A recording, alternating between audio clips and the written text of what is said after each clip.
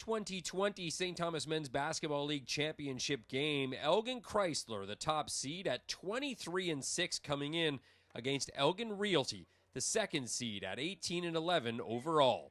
Your game officials, Derek Stewart, Jim Herbert, and Dane Rice. Off the tip, the Jeeps start the game perfectly. Rob Wakefield wins it, runs straight to the block, and Brian Applebeck finds him for the easy two. After a three-pointer put them up 5-0, Chrysler runs a textbook pick and roll. Matt O'Brien off the screen from Mikal Donald lays it in, 7-0 to start. O'Brien would get the start in this one and go 4 for 5 from the field for 8 points. Regular season league MVP Rob Wakefield would find his spot on the block and he would go to work. The big man scored 6 in the first quarter.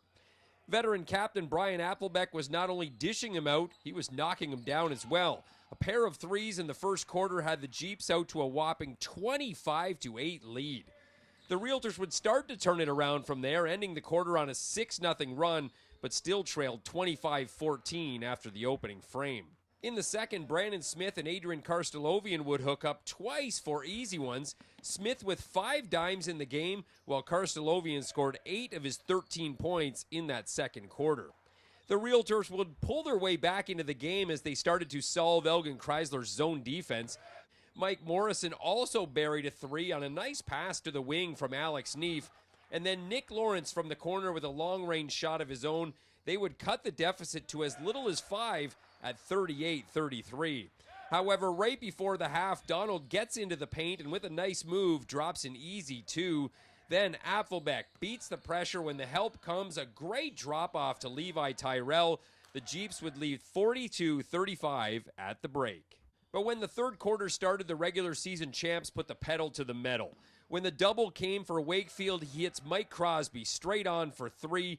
Crosby would get hot in the quarter, scoring 10 points, using his ability to get to the rim and combining that with 5 for 9 overall from three-point range. He'd finish the game with 21 points. The Jeeps were known as a team that could get out and run. Here, Donald to Wakefield for the easy one. Wakefield would go 7 for 7 from the floor for 16 points, adding 8 boards and 2 blocks to his stat line. Chrysler would go on a 21-4 run to start the third and stretch that lead to 72-51 after 3 quarters, basically putting this one on ice with 15 minutes to go. The Realtors, led by Morrison, who had 22 points, 5 boards, and 4 assists, while Blair Umery added a dozen of his own in a losing cause. Donald capped off a strong playoff performance with another excellent outing. He showed his youth, energy, and speed, scoring 23 points, adding 5 assists and 5 steals in the final. He would be named playoff MVP. In the fourth, the bench mob would get involved for the Jeeps. Levi Tyrell from the corner for 3. He had 14 points and 14 boards, capping off a great rookie season. Jacob Beaton would score his only bucket of the game on a sweet reverse layup on the baseline, and Dan Scheid capped it off with a late-game hoop to push Elgin over the century mark in a 101-62 win. It was an amazing season for the winners, finishing 24-6 overall. They were clearly the best team in the league. It's the second title for the Jeeps in the past 3 years and 4th in the last decade.